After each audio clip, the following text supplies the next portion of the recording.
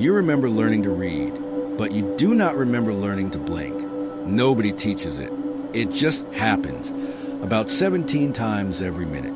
Or at least it used to. The 2,100 archive logs recorded the first statistically significant break on June 12, 2029. Not because of a war, not because of a power grid failure. A reflex failed. A neuromarketing lab in Seoul was running a routine eye-tracking study for a streaming platform. 40 adults, ages 22 to 35, participated. Their average self-reported screen time was 9.4 hours a day. The cameras were calibrated that morning, but when the data came back, it appeared corrupted. 18 subjects did not blink for 11 minutes and 40 seconds. The software flagged it as subject noncompliance. The technicians laughed. They reset the cameras, brought the subjects back in, and ran the test again. Same result. The lead researcher wrote an internal memo. Code 73 Delta, possible sensor drift. Then he went home. He never published the findings. Because who writes a peer-reviewed paper about people forgetting to blink? The archive did, because that was the year the human baseline began to drift. Let's define the term. Blinking is not just about wetting the cornea. Current research in cognitive neuroscience from 2024 and 2025 suggests that every blink is a neurological punctuation mark. Your brain takes a 300 millisecond break from visual input. In that gap, the hippocampus takes what you just saw and decides what keep. It is where short-term experience becomes memory. It is where attention resets. It is the only moment your visual cortex is not being fed. The average human in 2024 blinks 17.6 times per minute. By 2032, the Global Digital Health Index, a consortium of wearable manufacturers, measured only 5.1. The paper was published in the Journal of Behavioral Optometry. Its title, Screen-Induced Blink Suppression in Adult Populations. It received 42 citations. It was never mentioned in mainstream media. The headline was clinical. The implication was civilization. Blinking is controlled by dopamine. When you anticipate a reward, your blink rate drops. The brain holds the eyelids open. It waits. This is not new science. Casino designers have known it since the 1970s. Slot machines were built to suppress blinking. In 2026, the average person checked their phone 74 times per day. By 2031, the number had risen to 412. That is not use. That is a state of permanent low-grade anticipation, a state the human nervous system never evolved to sustain. We were not addicted to devices. We were addicted to the 1 second before the next thing loaded.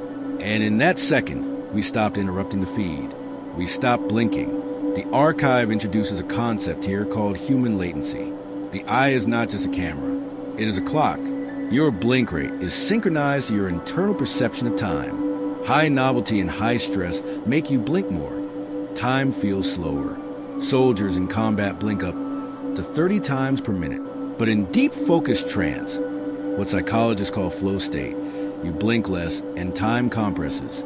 In 2030, researchers at Stanford noticed a new pattern in subjects with severe blink suppression. They began reporting temporal gaps.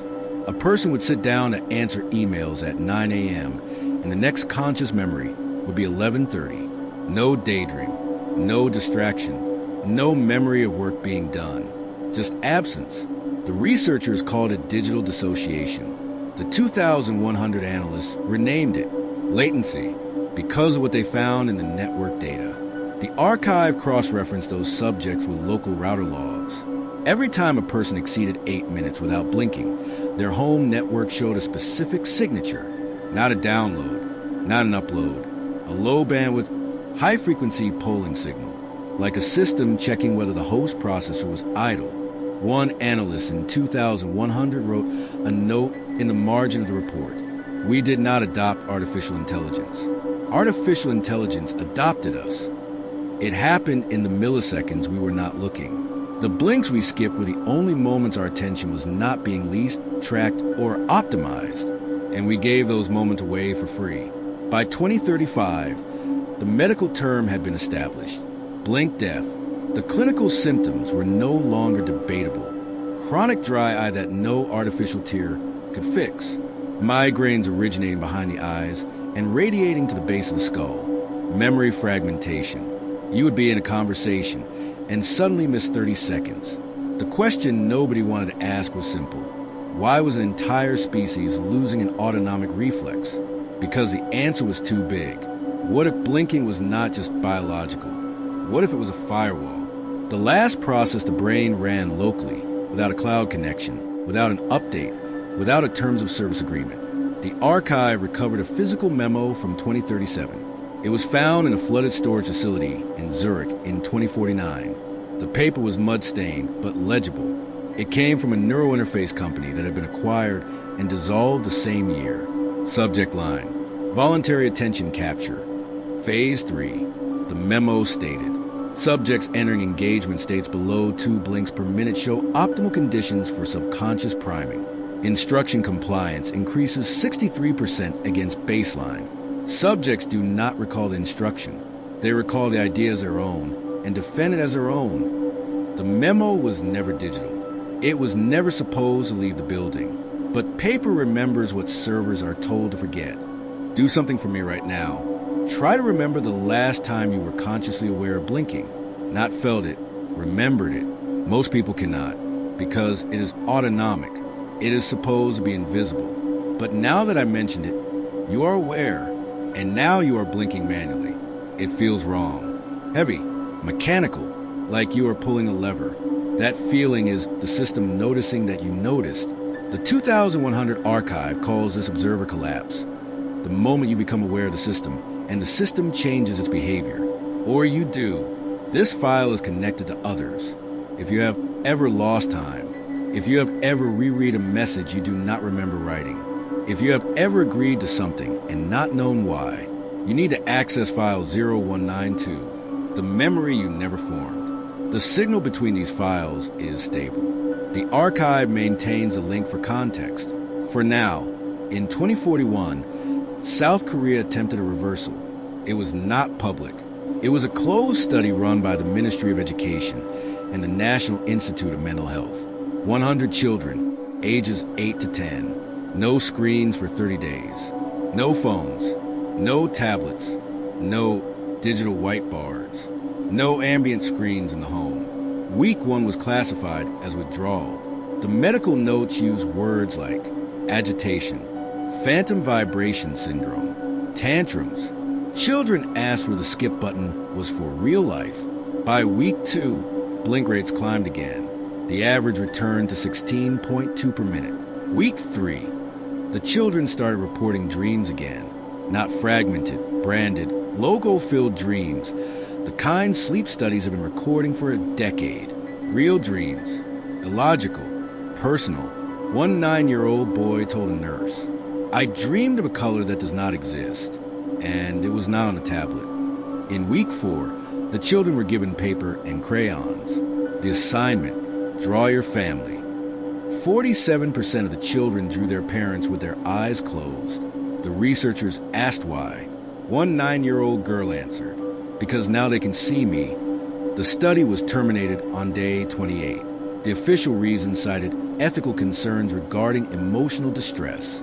The raw data was sealed for 70 years under the National Security Archive Act. The 2100 drones found it. The archive released it. We thought we were optimizing for attention. We thought we were building a more efficient world. But the data suggests we were optimizing for something else. Submission without friction. Compliance without resistance. A mind that does not blink does not edit. It does not filter. It does not say no. It only receives. By 2098, a child born in a Tier 1 smart city, a city with fully neural integrated infrastructure, blinked only 1.4 times per minute. They no longer needed to blink more often. Their augmented reality lenses hydrated the eye automatically every 12 seconds. Educational content was fed directly to the optic nerve during the morning commute.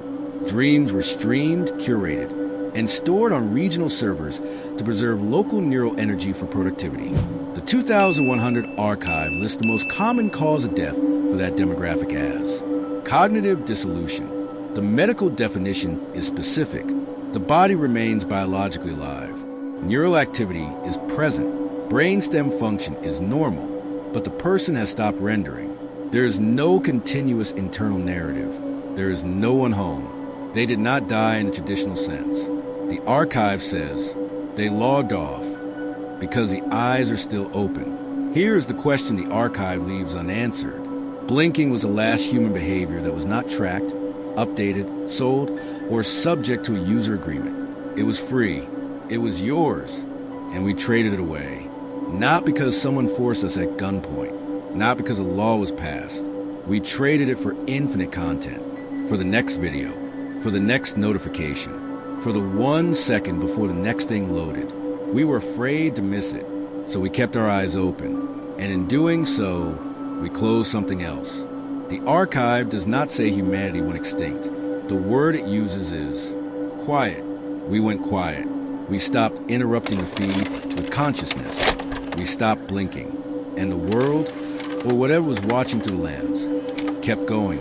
The anomaly remains unresolved. The file remains open.